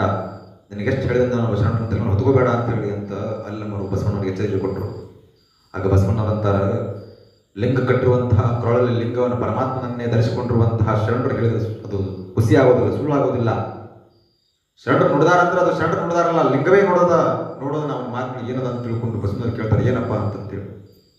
ಬಸವಣ್ಣ, ನೀ ನೋಡಿದ್ರ ದಿನಾ ಬೆಳಗ್ಗೆ ಎದ್ದೋಳು, ಸುಪ್ರಭಾತ ಸಮಯದೊಳಗ ಸ್ನಾನ ಮಾಡು, ಮಡಿಯಾಗು, ತ್ರಿಕಾಲ ಪೂಜೆ ಮಾಡ್ಕೊ, ಆಚಾರ ಸ್ವರ್ಗ ಅನಾಚಾರ ನರಕ ನಡಿ ಒಂದಾಗಿದ್ದ ಅಲ್ಲೇ ಸ್ವರ್ಗ ಕಾಣ್ಬೋದು ಅಂತ ಹೇಳಿದಿ, ಲಿಂಗ ಪೂಜೆ ಮಾಡ್ಕೊಂಡು ಸ್ವರ್ಗ ಕಾಣ್ಬೋದು ಅಂತ ಹೇಳಿದಿ. ಆದ್ರೆ ಅಲ್ಲಿ ಒಬ್ಬ ಕದಾಳಂತ ಸೂಳೆ ಸಂಕವ್ಯ ಅಂತ ಹೇಳಿ ವೇಷಾಪುರದೊಳಗ ಒಬ್ಬ ಕದಾಳಂತ ಹಾಕಿ ಬರೀ 1 ಮರ ಜೋಳ, 1 ಮರ ಗೋಧಿ, 2 ಬೆಲ್ಲದ ಪೆಟ್ಟಿ ಕೊಟ್ಟು ಸ್ವರ್ಗ ತೋರಿಸ್ತಾಳಂತ. 10 ಪೈಸೆ 4 ಬಂಗಾರ ನಾಣ್ಯಗಳನ್ನು ಕೊಟ್ಟರೆ, 4 ನಾಣ್ಯಗಳನ್ನು ಕೊಟ್ಟರೆ ಸ್ವರ್ಗ ತೋರಿಸ್ತಾಳಂತ. ನೀ ಏನು ಇಷ್ಟು ದಿವಸ ನಾನು ಸ್ವರ್ಗ ಸಿಕ್ಕಿಲ್ಲ, ನನಗೆ ಎಲ್ಲ ಹೇಳಿದೆ, ಲಿಂಗ ಪೂಜೆ ಮಾಡ್ಕೊಳಕ್ಕೆ ಹೇಳಿದೆ, ಎಷ್ಟು ದಿವಸ ಲಿಂಗ ಪೂಜೆ ಮಾಡ್ಕೊಂಡೆ ಬಸವಣ್ಣ, ನಂಗೆ ಸ್ವರ್ಗ ಸಿಕ್ಕಿರಲಿಲ್ಲ ಅಂತ. ಮುಕ್ತ ಸಂಗಯ್ಯ ಅನ್ನುವಂಥ ಒಬ್ಬ ಮುಕ್ತ ಶರಣ ಸ್ವಲ್ಪ ಹುಚ್ಚರಾಗಿದ್ದ. ಬಸವಣ್ಣ ನೋಡ್ರಿ, ಆ ಮುಕ್ತ ಸಂಗಯ್ಯ ಆ ಶರಣರನ್ನ ಒಂದು ಕಾಲದಲ್ಲಿ ಅಪ್ಪಿಕೊಂಡು ಜನ ಸ್ನೇಹಿತ ಅಂತ ಹೇಳಿರ್ತಾರೆ ಮುಕ್ತ ಸಂಗಯ್ಯನಿಗೆ. ಯಾವ ಬಸವಣ್ಣ ಭಕ್ತಿ ಕ್ರಾಂತಿ ಸಾಮ್ರಾಜ್ಯವನ್ನು ಸೃಷ್ಟಿ ಮಾಡಿದ್ರು, ಯಾವ ಬಸವಣ್ಣ ಲಕ್ಷದ ಮೇಲೆ 96,000 ಜನ ಜನ್ಮರು, 770 ಜನ ಅಮರಗಣಗಳು, ತತ್ವಜ್ಞಾನಿಗಳು ಇದ್ದರು, ಅಂತ ದೊಡ್ಡ ಸಾಮ್ರಾಜ್ಯವನ್ನು, ಭಕ್ತಿ ಸಾಮ್ರಾಜ್ಯವನ್ನು ಸೃಷ್ಟಿ ಮಾಡಿದ್ರು. ಯಾವ ಬಸವಣ್ಣ ಪೆರಮಾರಿಯ ಮಗ, ಬಿಜ್ಜಳ ಕಟ್ಟಚೂರಿಯ ಬಿಜ್ಜಳನ ಭಂಡಾರದ ಒಡೆಯನಾಗಿದ್ದನೋ, ಪ್ರಧಾನಮಂತ್ರಿ ಆಗಿದ್ದನೋ, ಅಂತ ದೊಡ್ಡ ಸ್ಥಾನದಲ್ಲಿದ್ದಂಥ ಬಸವಣ್ಣ ಒಬ್ಬ ಹುಚ್ಚ, ಒಬ್ಬ ಮುಗ್ಧನಿಗೆ ಅಪ್ಪಿಕೊಂಡು ನೀನು ನನ್ನ ಸ್ನೇಹಿತ ಅಂತ ಹೇಳಿರ್ತಾರ. ಅಷ್ಟು ಈ ಕೆಳಮಟ್ಟಕ್ಕೆ ಹೋಗಿ ಸಮಾಜ ಬದುಕಿದವರು ಬಸವಣ್ಣ. ಹೌದಾ, ನೀ ಹೇಳಿದ್ದಾದ್ರೆ ಕರೆ ಆದ್ರೆ ನೋಡೇ ಬಿಡೋಣ ಅಂತ ಹೇಳಿ ಬಸವಣ್ಣವರು ನೀಲಾಂಬಿಕೆಯವರಂತ ಮುಖವನ್ನು ನೋಡೋದ್ರೊಳಗಡೆ ಅಲ್ಲಿ 1 ಮರ ಜೋಳ, ಅದರ ಮೇಲೆ 2 ಸಣ್ಣ ಸಣ್ಣ ಬೆಲ್ಲದ ಕಟ್ಟಲು ಸಿದ್ಧ ಆಗಿರ್ತಾರೆ. ತಗೊಂಡು ಬಂದು ಆ ಮುಕ್ತ ಸಂಗಯ್ಯನವರು ಕೊಡ್ತಾರೆ. ಬಸವಣ್ಣ, ಹೋಗಪ್ಪ ನೋಡೋಣ ಸ್ವರ್ಗ ಹೆಂಗದ ನೋಡ್ಕೊಂಡ್ ಬಾ ಅಂತ ಹೇಳಿ. ಅಲ್ಲಮರಿಗೆ ಅಲ್ಲಿ ಗಂಭೀರ ಸಿಟ್ಟು ಬಂದಿರ್ತದವರಿಗೆ. ಅವಾಗ ಮುಕ್ತ ಸಂಗಯ್ಯ ಹೇಳ್ತಾರ, ಬಸವಣ್ಣ ನಾನು ನಿನ್ನ ಬಿಟ್ಟು ಏನೂ ಮಾಡಿಲ್ಲ. ಮಲಗುವಾಗ ಬಸವಣ್ಣ ಅಂತೀನಿ, ಏಳುವಾಗ ಬಸವಣ್ಣ ಅಂತೀನಿ, ಬೀಳುವಾಗ ಬಸವಣ್ಣ ಅಂತೀನಿ, ಉಂಡ್ರ ಬಸವಣ್ಣ ಅಂತೀನಿ, ಉಟ್ರ ಬಸವಣ್ಣ ಅಂತೀನಿ. ನನ್ನ ಸರ್ವಾಂಗದೊಳಗೆ ನೀನು ತುಂಬಿಕೊಂಡಿಯಾ, ನಿನ್ನ ಬಿಟ್ಟು ನಾ ಏನು ಮಾಡಿಲ್ಲ, ನಾ ಒಬ್ಬನೇ ಹೆಂಗೆ ಹೋಗ್ಲಿ, ನೀನು ಬಾ ಅಂತ ಮೂಕ ಸಂಘ ಕರಿತಾನ. ಅಲ್ಲಮರಿಗೆ ಸಿಟ್ಟು ನೆತ್ತಿಗೆ ಇರ್ತದೆ, ಇವ ಎಂಥ ಅಜ್ಞಾನಿ ಇದ್ದಾನಂತೇಳಿ. ಅದಕ್ಕೆ ಬಸವಣ್ಣವರು ಆತಪ್ಪ ನಾನು ಬರ್ತೀನಿ, ಈಗ ನಾ ಈ ಚರ್ಚೆಲ್ಲ ಮುಗಿದ ಮೇಲೆ ಬರ್ತೀನಿ, ನೀ ಮೊದಲು ಹೋಗು, ನೀ ಹೋಗು, ನಾ ಆಮೇಲೆ ಬರ್ತೀನಿ ಅಂತ ಹೇಳಿ ಮುಕ್ತ ಸಂಘನಿಗೆ ಹೇಳಿ ವೇಷಾಪುರಕ್ಕೆ ಕಳಿಸ್ತಾರೆ. ವೇಶ್ಯೆಯರು ಅಲ್ಲಿ 12,000 ಜನ ವೇಶ್ಯರಿರ್ತಾರ. ಅದಕ್ಕೆ ನಾಯಕಿಯಾಗಿ ವೇಷಾಪುರದ ರಾಣಿಯಾಗಿ ಸೂಳೆ ಸಂಕವೆ ಎನ್ನುವಂತಹ ಒಬ್ಬ ಮಹಾನ್ ಶರಣ ಇರ್ತಾಳ. ಆಕೆ ಶರಣೆ ಆದದ್ದು ಆಮೇಲೆ, ಅದಕ್ಕಿಂತ ಮುಂಚೆ ಆಕೆ ವೇಶ್ಯ ಆಗಿರ್ತಾಳ. ಆ ವೇಷಾಪುರದ ಭಟ್ಟ ಮುಕ್ತ ಸಂಗಯ್ಯ ಅನ್ನೋ ಶರಣ ಹಿಂದೆ ನಾನು ಬರ್ತೀನಿ ಅಂತ ಹೇಳಿ ಅವನಿಗೆ ಸಮಜಾಯಿಷ ಕೊಟ್ಟು ಕಳಿಸ್ಕೊಟ್ರು ಬಸವಣ್ಣ. ಆತ ಹೋದ ವೇಷಾಪುರಕ್ಕೆ. ಅವತ್ತು ಸಂಜೆಯ ಸಮಯ, ಗೋಧೋಳಿ ಲಗ್ನ. ಗೋಧೋಳಿ ಲಗ್ನ ಅಂದ್ರೆ ಗೊತ್ತೇನ್ರಿ ನಿಮಗೆ? ಇಲ್ಲಿ ನಮ್ಮ ಸಾಂಪ್ರದಾಯ ಗೊತ್ತಿರ್ತಿತ್ತು. ಗೋಧೋಳಿ ಲಗ್ನ ಅಂತಂದ್ರೆ ಈ ಭಾಳ ಲಗ್ನಗಳು ಬರ್ತಾವ ಒಂದು ದಿವಸದಾಗ. ಗೋಧೋಳಿ ಲಗ್ನ ಆ ಸಮಯ ಅಂತಂದ್ರೆ ಸಂಜೆ 4ರಿಂದ 7 ಸಮಯ. ಕಾಡಿಗೆ ಗುಡ್ಡಕ್ಕೆ ಹೋಗಿನ ದನಕರುಗಳು ಮೇಯಕ್ಕೆ ಇರ್ತಾವಲ್ಲ, ಸಂಜೆ ಮನೆಗೆ ಬರೋ ಸಮಯ ಅದು 4ರಿಂದ 5, 6, 7. ಆ ಸಮಯದಲ್ಲಿ ಅವಾಗ ಈ ರಸ್ತೆಗಳು, ಡಾಂಬಾರು ರಸ್ತೆಗಳು, ಅವಾಗೆಲ್ಲ ಡಾಂಬಾರ್ ರಸ್ತೆಗಳು, ಸಿಮೆಂಟ್ ರೋಡ್ಗಳು, ಸಿಸಿ ರೋಡ್ಗಳು ಇರಲಿಲ್ಲ, ಮಣ್ಣಿನ ರಸ್ತೆ. ಆ ಮಣ್ಣನ್ನ ತೊಳೆದುಕೊಂಡು ಗೋವುಗಳು ದನಕರುಗಳು ಓಡಿ ಬರುವಾಗ ಧೂಳು ಹೇಳ್ತಾ ಇತ್ತು. ಗೋವುಗಳು ಓಡಿ ಬರುವಾಗ ಮನೆಗೆ ತನ್ನ ಕರುವನ್ನು ನೋಡ್ಲಿಕ್ಕೆ ಓಡಿ ಬರುವಾಗ, ತನ್ನ ಮಾಲೀಕನಿಗೆ ಹಾಲು ಕೊಡ್ಬೇಕಂತೇಳಿ ಗೋವುಗಳು ಓಡಿ ಬರುವಾಗ ಎದ್ದಂತಹ ಧೂಳು, ಗೋವಿನಿಂದ ಎದ್ದಂತಹ ಧೂಳು ಗೋಧೂಳಿ ಸಮಯ, ಗೋಧೂಳಿ ಲಗ್ನ ಅಂತ ಕರೆಸ್ಕೊಳ್ತು. ಅಂತಹ ಗೋಧೂಳಿ ಲಗ್ನದ ಸಮಯದಲ್ಲಿ ಬಿಜ್ಜಳ, ಈಗೇನು ಬಂಗ್ಲಾದಲ್ಲ, ಅಲ್ಲೊಂದು ಕಮಾಂಡ್ ಮಾಡಿರಲ್ಲ ಕಲ್ಯಾಣದೊಳಗೆ, ಅಲ್ಲೊಂದು ಕೋಟೆ ಇತ್ತು. ಆ ಕೋಟೆಯ ಮೇಲೆ ನಿಂತು ನೋಡ್ತಾ ಇದ್ದ ಕೆಂದೂಳು ಇದ್ದಿತ್ತು. ಕೆಂದೂಳು ಅಂದ್ರೆ ಕೆಂಪನೆ ಇದ್ದು, ಬಸವ ಕಲ್ಯಾಣ ಮಾಡೋದು ಕೆಂಪು ಮಣ್ಣಿರೋದು, ಇವು ಕೆಂಪು ಮಣ್ಣೆ ಅವಾಗ ಕೆಂಪು ಮಣ್ಣೆ ಇತ್ತು. ಕೆಂದೂಳು ಇತ್ತಿತ್ತು, ಕೆಂಪನೆ ಧೂಳು ಇತ್ತಿತ್ತು. ಅಲ್ಲಿ ಬರ್ತಾ ಇತ್ತು, ದೊಡ್ಡ ಸೈನ್ಯವೇ ಬರ್ತಾ ಇತ್ತು. 32 ರಾಜ್ಯದ ರಾಜರು, ಸುತ್ತಮುತ್ತ ಇದ್ದಂತಹ 32 ರಾಜ್ಯದ ರಾಜರು ಕಲ್ಯಾಣ ಅಂತ ಬರ್ತಾ ಇದ್ರು. ಸೈನಿಕರೊಂದಿಗೆ ಹೆಂಗ ನಡ್ಕೊಂಡು ಬರ್ತಾ ಇದ್ರು. ಯುದ್ಧ ಮಾಡ್ಲಿಕ್ಕೆ ಬಂದಿದ್ರ ಆಣೆ ಕುದುರೆಗಳನ್ನ ತಗೊಂಡು ಬರ್ತಾ ಇದ್ರು, ರಥಗಳನ್ನು ತಗೊಂಡು ಬರ್ತಾ ಇದ್ರು, ನಡ್ಕೊಂಡು ಬರ್ತಾ ಇದ್ರು ಪಾದಚಾರಿಗಳಾಗಿ. ಅದನ್ನ ನಿಂತು ನೋಡಿದಂತ ಬಿಚ್ಚನಿಗೆ ಒಂದು ಕ್ಷಣ ನೆಲ ಕುಕ್ಕರಿಸಿ ಬಿದ್ದಂಗಾಯ್ತು, ಎದೆ ಜಲ್ಲಂತು. ಇದೇನಿದು, ಒಬ್ಬ ರಾಜ ಬಂದ್ರ ನನ್ನ ಅರಮನೆ ಹೆಂಗೆ ರಕ್ಷಣೆ ಮಾಡಿಕೊಳ್ಳು, ಯುದ್ಧವನ್ನು ಹೇಗೆ ಮಾಡಲಿ ಅಂತ ಹೇಳಿ ದಾಳಿಯನ್ನು ಹೇಗೆ ಎದುರಿಸಬೇಕಂತ ಹೇಳಿ ಚಿಂತೆ ಮಾಡ್ತೀವಿ. 32 ರಾಜ್ಯದ ರಾಜರು ಬರಾಕತ್ತಾರ. ಅದನ್ನ ಕಥೆ ಏನು? ನಾನು ತೈಲಪದನ್ನ ಸೋಲಿಸಿ ಈ ಸಿಂಹಾಸನವನ್ನು ಮೇರಿದ್ದೀನಲ್ಲ, ನಾನು ಇವತ್ತು ಸೋಲುವಂತ ಕಾಲ ಬಂತೇನು ಅಂತ ಬಿಚ್ಚಳ ಅನ್ಕೊಂಡ. ಮಧುವರಸ ಹೇಳಿದ್ರು, ಮಂತ್ರಿ ಮಧುವರಸ ಹೇಳಿದ್ರು, ಪ್ರಭು ನೀವು ತಿಳ್ಕೊಂಡಿರಿ, ನಿಮ್ಮ ಅರಮನೆಗೆ ನುಗ್ಲಿಕ್ಕೆ ದಾಳಿ ಮಾಡ್ಲಿಕ್ಕೆ ಬರ್ತಾ ಇರೋ ತಿಳ್ಕೊಂಡಿರ್ಬೋದು. ತಪ್ಪು ಹಾಗಲ್ಲ. ಆ 32 ರಾಜ್ಯದ ರಾಜರು ಬರ್ತಾ ಇರೋದು ನಿಮ್ಮ ಸಿರಿ ಸಂಪತ್ತನ್ನ, ಅರಮನೆಯನ್ನ ಕೊಳ್ಳೆ ಹೊಡಿಲಿಕ್ಕಲ್ಲ. ಬಸವಣ್ಣನವರ ನಿಮ್ಮ ಅರಮನೆಗೆ ಬರ್ತಾ ಇಲ್ಲವರು, ಬಸವಣ್ಣನವರ ಅರಿವಿನ ಮನೆಗೆ ಬರಾಕತ್ತಾರ. ಹನುಮ ಮಂಟಪಕ್ಕೆ ಬಸವಣ್ಣನ ದರ್ಶನ ಮಾಡ್ಲಿಕ್ಕಂತ ಬರಾಕತ್ತಾರ. ಅವರೆಲ್ಲ ಯಾರು? 32 ರಾಜ್ಯದ ರಾಜರು. 32 ರಾಜ್ಯದ ರಾಜರು ಬಸವಣ್ಣನವರನ್ನ ನೋಡ್ಲಿಕ್ಕೆ ಅವರ ಅರಿವಿನ ಮನೆಗೆ ಹನುಮ ಮಂಟಪಕ್ಕೆ ಬರ್ತಾ ಇದ್ರು. 196,000 ಜನ ಬಸವಣ್ಣವರ ಕಾಣ್ಲಿಕ್ಕಂತ ಬರ್ತಾ ಇದ್ರು. 770 ಮಹಾತ್ಮರು, ದಿವ್ಯ ಚರಿತ್ರೆಗಳ ಶರಣರು ಬರ್ತಾ ಇದ್ರು, ಅಮರ ಗಣಗಳು ಬರ್ತಾ ಇದ್ರು. ಆದ್ರೆ ಬಸವಣ್ಣ ಆ ಅರಿವಿನ ಮನೆಯೊಳಗಿರ್ಲಿಲ್ಲ. ಎಲ್ಲಿ ನಡೆದಿದ್ರು? ವೇಷ ಹಾಕೊಂಡಿದ್ರು. ಇದು ಗೊತ್ತಾಯ್ತು. ಸೂಳೆ ಸಂಕವನರೊಬ್ಬ ಆಪ್ತ ಸಮಾಲೋಚಕಿ ಬಂದು ಸೂಳೆ ಸಂಕವನಿಗೆ ಹೇಳಿದ್ರು, ಬಸವಣ್ಣ ಬರಾಕತ್ತಾರ ಅಂತ ಹೇಳಿ. ಅವರಿಗೆ ಇದು ಜಲ್ಲತ್ತು. ಬಸವಣ್ಣ ಬರಾಕತ್ತಾರ, ಅಂತಹ ದೊಡ್ಡ ಮಹಾತ್ಮ ಬಸವಣ್ಣನ ವೇಷಾಪುರಕ್ಕೆ ಬರಾಕತ್ತಾರ. ಆ ಇಡೀ 12,000 ಜನ ಸೂಳಿರುವಂತಹ ವೇಷಾಪುರ ತುಂಬಲ ಸುದ್ದಿ ಹಬ್ಬಿತ್ತು, ಬಸವಣ್ಣ ಬರಾಕತ್ತಾರ ಅಂತ ಹೇಳಿ. ಯಾವತ್ತೂ ಅವರ ಮನೆಯ ಅಂಗಳಗಳು ಸಗಣಿಯನ್ನ ಕಟ್ಟಿರ್ಲಿಲ್ಲ, ಸಗಣಿಯನ್ನ ಸಾರಿಸಿರ್ಲಿಲ್ಲ. ಬಸವಣ್ಣ ಬರಾಕತ್ತಾರ ಅಂತ ಹೇಳಿ ಅಂಗಳ ಎಲ್ಲ ಸ್ವಚ್ಛ ಮಾಡಿ, ಕಸ ಹೊಡೆದು, ಸಗಣಿಯನ್ನ ಹಾಕಿ ಸಾರಿಸಿ, ರಂಗೋಲಿಯನ್ನ ಇಕ್ಕಿ ಬಸವಣ್ಣವರ ಸ್ವಾಗತಕ್ಕಂತ ಕಾಯ್ತಾ ಇದ್ರು. ಆ ವೇಶ್ಯರು ಬಸವಣ್ಣ ಬರಾಕತ್ತಾನ ಅಂತ ಹೇಳಿ. ಆ ವೇಶ್ಯರು ಪ್ರತಿನಿತ್ಯವೂ ಸರಿಯಾದ ಬಟ್ಟೆಯನ್ನು ತೊಡ್ತಿರ್ಲಿಲ್ಲ. ಬೆತ್ತಲೆಯಾಗಿ ಮುಂದೆ ನಿಂತುಕೊಂಡು ತಮ್ಮ ಅಂಗಾಂಗಗಳನ್ನ ಪ್ರದರ್ಶನ ಮಾಡಿ ಬೆಲೆ ಕಟ್ತಾ ಇದ್ರು. ಅವತ್ತು ಬಸವಣ್ಣ ಬರಾಕತ್ತಾನ ಅಂತ ಹೇಳಿ ಮೈತುಂಬ ಸೀರೆಯನ್ನ ಹುಟ್ಟಿದ್ರು, ಬಸವಣ್ಣ ಬರಾಕತ್ತಾನ ಅಂತ ಹೇಳಿ. ಯಾವ ವೇಶ್ಯರು ಒಂದು ದಿವಸ ಹಣೆಗೆ ಸಿಂಧೂರ, ಕುಂಕುಮ, ಭಸ್ಮವನ್ನ ಲೇಪಿಸಿರಲಿಲ್ಲ. ಆ ಹಣೆ ಕಾಮಾಂಧರ ಕಣ್ಣಿಗೆ ಮೀಸಲಾಗಿತ್ತು. ಅವರಿಗೆ ಮಾತ್ರ ಮೀಸಲಾಗಿದ್ದಂತಹ ಹಣೆ ಆ ಹಣೆ ಮೇಲೆ ಬಂತು. ಆ ಎಲ್ಲ ವೇಶ್ಯರು ಸುಣ್ಣ, ಏನು ಗಾಡಿ ಸುಣ್ಣ ಇರ್ತದಲ್ಲ, ಸುಣ್ಣ ತಗೊಂಡು ಯೂತ್ ತರ ಹಚ್ಕೊಂಡಿದ್ರು. ಬಸವಣ್ಣ ನಮ್ಮ ಕೇರಿಗೆ ಬರಾಕತ್ತಾರ ಅಂತ ಹೇಳಿ.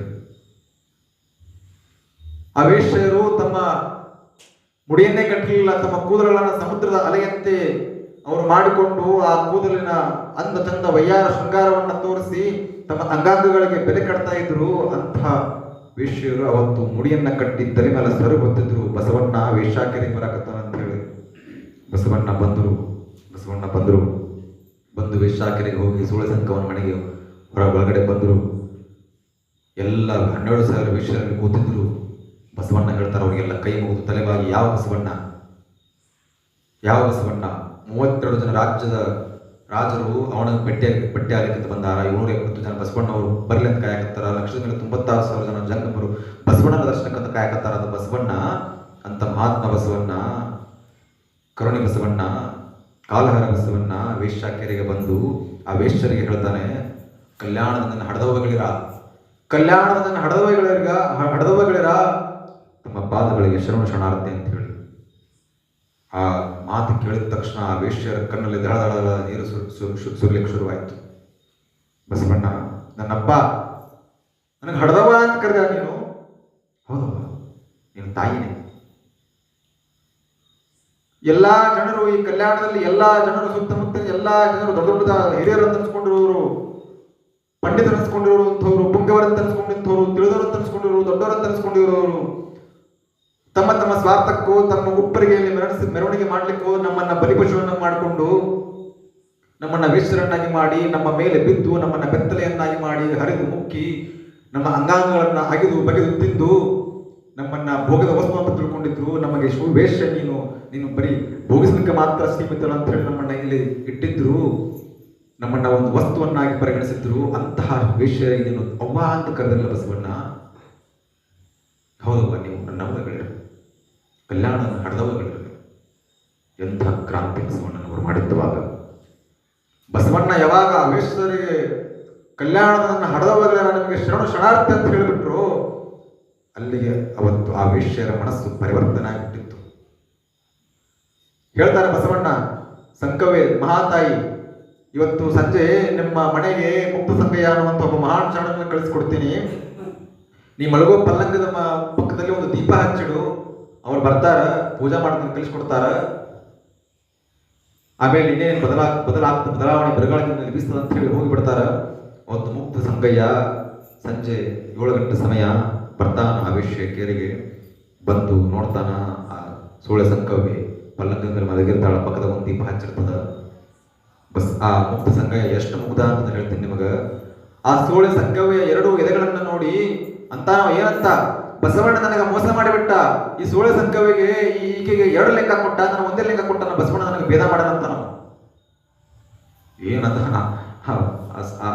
ಅವನಲ್ಲಿರುವಂಥ ಮುಗ್ಧತೆ ದೇವರ ಸ್ವರೂಪ ಆಗ್ಬಿಟ್ಟಿತ್ತು. ಎಲ್ಲಿ ನೋಡ್ರು ಅವನಿಗೆ ಲಿಂಗವೇ ಕಾಣ್ತಾ ಇತ್ತು. ಆ ತಾಯಿ ಎದೆಗಳನ್ನು ನೋಡಿ ಬಸವಣ್ಣ ಈಕೆಗೆ 2 ಲೆಕ್ಕ ಕೊಟ್ಟ, ನಾನು 1 ಲೆಕ್ಕ ಕೊಟ್ಟ, ಬಸವಣ್ಣ ನನಗೆ ಭೇದ ಮಾಡೋಣ ಅಂತೇಳಿ ಬಸವಣ್ಣ ಸಿಟ್ಟು ಮಾಡ್ಕೊಂಡಂತ. ಎಂಥ ಮುಗ್ಧತೆ ಇರಬೇಕು. ಏನ್ ಮಾಡ್ತಾನೆ, ಅಷ್ಟಕ್ಕೆ ಸುಂದರಂಗಿಲ್ಲವ. ಆ ತಾಯಿ ಎದೆಗಳಿಗೆ ಹೂವನ್ನ ಹಾಕ್ತಾನ, ಪತ್ರಿಕೆಗಳನ್ನ ಹಾಕ್ತಾನ, ಒದ್ದಿಕಟ್ಟೆ ತಗೊಂಡು ಬೆಳಗ್ತಾನ, ಆರತಿ ಮಾಡ್ತಾನ, ಕರ್ಪೂರ ದೀಪ ಹಾಸ್ತಾನ. ಆ ತಾಯಿ ಪಾದಕ್ಕೆ ನಮಸ್ಕಾರ ಮಾಡ್ತಾನೆ. ಯಾರಿಗೆ? ಸೂಳೆ ಸಂಕವ್ವೆಗೆ ನಮಸ್ಕಾರ ಮಾಡಿ ಹೊರಟು ಹೋಗ್ಬಿಡ್ತಾನ. ಅವ ಹೊಂಟಿದ್ದ ಎತ್ತ ಮುಕ್ತ ಸಂಗಯ್ಯ ಬಸವಣ್ಣವರು ಒಪ್ಸಿರೋ ಕೆಲಸ ಮುಗಿಸ್ಕೊಂಡು ಹೊಂಟಿದ್ದ. ಅನುಭವ ಮಂಡ ಕಡೆ ಹೊಂಟ. ಅವನ ಹಿಂದಿನ 12,000 ಜನ ವೇಶ್ಯರು ಮೈ ತುಂಬ ಬಟ್ಟೆಯನ್ನು ತೊಟ್ಟು, ಕೊರಳಲ್ಲಿ ಲಿಂಗ ಕಟ್ಕೊಂಡು, ರುದ್ರಾಕ್ಷ ಹಚ್ಕೊಂಡು, ಹಣೆಗೆ ವಿಭೂತಿಯನ್ನ ಹಚ್ಕೊಂಡು ವೇಶ್ಯರು 12,000 ಪುಣ್ಯಾಂಗಣೆಯರಾಗಿ 12,000 ಜನ ವೇಶ್ಯರು ಶರಣೆಯರಾಗಿ ಮುಕ್ತ ಸಂಗಯ್ಯನ ಹಿಂದೆ ಬೆನ್ನಂತೆ ಅನುಭವ ಮಂಟಪಕ್ಕೆ ಬಂದರು. ಇದು ಬಸವಣ್ಣ ಮಾಡಿದಂತಹ ಕ್ರಾಂತಿ. ಜಗತ್ತಿನ ಇತಿಹಾಸದ ಪುಟಗಳನ್ನು ತಿರುಗಿಸಿ ನೋಡ್ರಿ, ಎಲ್ಲರ ಸಿಗ್ತದೆ ಇತಿಹಾಸ. 12,000 ಜನ ವೇಶ್ಯರನ್ನ ಶಿವಶರಣೆಯರನ್ನಾಗಿ ಮಾಡಿದ್ದು ಬಸವಣ್ಣ. ಯಾವ ವೇಶ್ಯರು ತಾವು ಭೋಗದ ವಸ್ತು ಅಂತ ಅನ್ಕೊಂಡಿದ್ರು, ಸಮಾಜವನ್ನ ಭೋಗದ ವಸ್ತುವನ್ನಂತ ಮಾಡಿದ್ರು, ಅಂತಹ ವೇಶ್ಯ ಸೂಳೆ ಸಂಕವೇ ಧರ್ಮಶಾಸ್ತ್ರಗಳ ರಚನೆ ಮಾಡಿಟ್ರು. ಧರ್ಮ ಅಂದ್ರೆ ಹಿಂಗಿರಬೇಕು, ಭಗವಂತ ಅಂದ್ರೆ ಇದು. ಸುಯೋಗದ ತುತ್ತಿಗೆ ಏರಿಬಿಟ್ಲು ಸೂಳೆ ಸಂಕವೇ ಇದ್ದಾಕೆ ಮಹಾನ್ ಶರಣ ಸಂಕವೇ ಆಗಲು. ಇಂಥ ಕ್ರಾಂತಿಯನ್ನು ಮಾಡಿದವರು ಬಸವಣ್ಣ ಸಾಮಾನ್ಯ ಏನ್ರಿ ಬಸವಣ್ಣ ಅಂದ್ರೆ. ಬಸವಣ್ಣನನ್ನ ಹೃದಯದಿಂದ ಅನುಭವಿಸ್ಬೇಕು, ಬಸವಣ್ಣ ನಾಮವನ್ನ ಹೃದಯದಿಂದ ಕೇಳಬೇಕು, ಬಸವಣ್ಣನವನ್ನ ಹೃದಯದಲ್ಲಿ ಇಟ್ಕೊಳ್ಬೇಕು. ಎಂಥ ಬಸವಣ್ಣ. ಹಂಗಾಗಿ ಇವತ್ತು ಬಸವಣ್ಣ ಇಂಗ್ಲೆಂಡ್ ಹೋಗಿ ಕೂತ್ಕೊಂಡ್ರು. ಹೆಂಗೆ ತಿಂತಿದ್ರು ನೋಡ್ರಿ ಸಮಾಜವನ್ನ ಅವರು. ಎನ್ನ ಶುನಕತನವ ಮನ್ನಿಸಯ್ಯ, ನಾನು ನಾಯಿ ಹಾಗೆ ಪರಿತಪಿಸ್ತಾ ಇದ್ದೀನಿ ಅಂತ ಹೇಳಿ ಭಾವಿಸ್ಕೊಂಡು ತನ್ನನ್ನ ತಾನು ಕೀಳ ಅಂತ ಭಾವಿಸ್ಕೊಂಡು ಸಮಾಜವನ್ನು ತಿದ್ದಿದ್ರು. ಕಾಂಚನವೆಂಬ ನಾಯ ನಚ್ಚಿ ನಾ ನಿಮ್ಮ ಮರೆದನೆಯ ಅಂತಂದ್ರು. ನಾನು ಡಂಬಕ ಅಂತ ಅನ್ಕೊಂಡ್ರು. ತಮ್ಮಂದಿರುವಂತಹ ಡೊಂಕುಗಳನ್ನ ತಿತ್ತಾನೆ ಕಿಂಕರತ್ವವನ್ನು ಮೆರೆದು ಶಂಕರರಾಗಿಬಿಟ್ರು ಬಸವಣ್ಣ.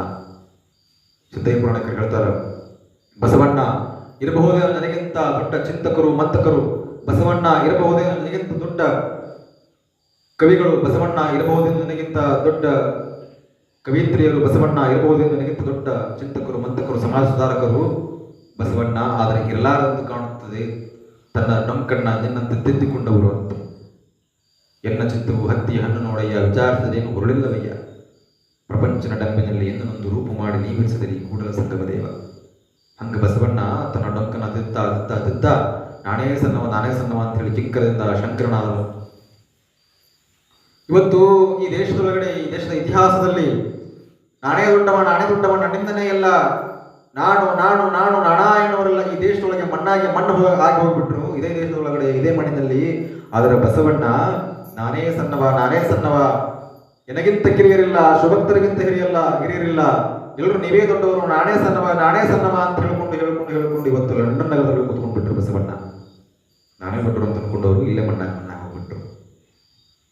ಅಲ್ಲಮ ಪ್ರಭುದೇವರ ಜೀವನವನ್ನೆಲ್ಲ ನೀವು ನೋಡಿದಿರಿ, ಅವರ ತಪಸ್ಸು ಹೇಗಿತ್ತು ನೋಡಿದಿರಿ, ಹೌದಲ್ಲ? ಅದೇ ಅಲ್ಲಮರು ಬಸವಣ್ಣ ಬಗ್ಗೆ ಒಂದು ಮಾತು ಹೇಳ್ತಾರೆ, ಅದನ್ನು ಹೇಳಿ ಮುಗಿಸ್ತೀನಿ. ಯಾವ ಅಲ್ಲಮರು ಬಸವಣ್ಣವರ ವ್ಯಕ್ತಿತ್ವವನ್ನು ಅನಾವರಣ ಮಾಡಲಿಕ್ಕೆ ದೊಡ್ಡ ಕಾವ್ಯಗಳನ್ನು ರಚನೆ ಮಾಡಬೇಕಾಗಿಲ್ಲ, ದೊಡ್ಡ ಗ್ರಂಥಗಳನ್ನು ರಚನೆ ಮಾಡಬೇಕಾಗಿಲ್ಲ. ಬಸವಣ್ಣನವರ ವ್ಯಕ್ತಿತ್ವವನ್ನು ಜಗತ್ತಿಗೆ ತಲುಪಿಸಲಿಕ್ಕೆ, ಪರಿಚಯ ಮಾಡಿಕೊಳ್ಳಲಿಕ್ಕೆ ಅಲ್ಲಮರ ಆ ಒಂದು ವಚನದಲ್ಲಿ ಕೊನೆಯ ಒಂದು ಸಾಲು ಸಾಕು. ಯಾರು ಅಲ್ಲಮ ಅಂದ್ರೆ, ಮಾಯೆ ಹರಿಯನ್ನೇ ನುಂಗುವಾಗ, ಮಾಯೆ ಅಜನನ್ನೇ ನುಂಗುವಾಗ, ಮಾಯೆ ಇಂದ್ರನನ್ನೇ ನುಂಗುವಾಗ, ಮಾಯೆ ಚಂದ್ರನನ್ನೇ ನುಂಗುವಾಗ, ಮಾಯೆ ಬಲ್ಲೆನೆಂಬುವರ ಬಲಗೈ ನುಂಗುವಾಗ, ಮಾಯೆ ಹಿರೇಳು ಭವನಗಳ ನುಂಗುವಾಗ, ಮಾಯೆ ದೇವದಾನವರನ್ನೇ ತತ್ತಳ ತುಳಿಯುವಾಗ, ಕಾಲಲ್ಲಿ ಮೆಟ್ಟಿ ಕೊಲ್ಲುವಾಗ, ಮಾಯೆ ಅಗಿದಗಿದು ಬಗೆಯುವಾಗ, ಅಗಿದಗಿದು ತಿನ್ನುವಾಗ, ನಾನು ಮಾಯೆಯನ್ನ ಮೀರಿದ ಮಾಯಾಕುಲಾಹಲ ಗಣೇಶ್ವರನಾಗಿದ್ದೆ, ಮಾಯಾಕುಲಾಹಲನೆಂಬ ಗಣೇಶ್ವರನಾಗಿದ್ದೆ ಅಂತ ಹೇಳಿ ಅಲ್ಲಮರು ಅನ್ಕೊಂಡ್ರು.